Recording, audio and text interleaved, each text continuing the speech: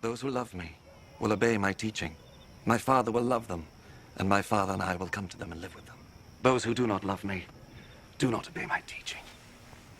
And the teaching you have heard is not mine, but comes from the Father who sent me.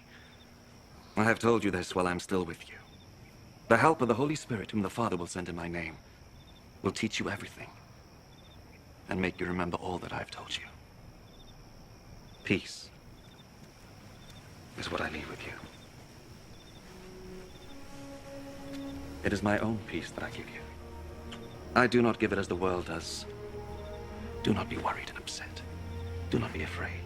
You heard me say to you, I am leaving, but I will come back to you.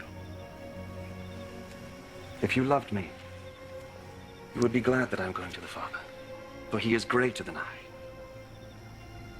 I have told you this now, before it all happens, so that when it does happen, you will believe.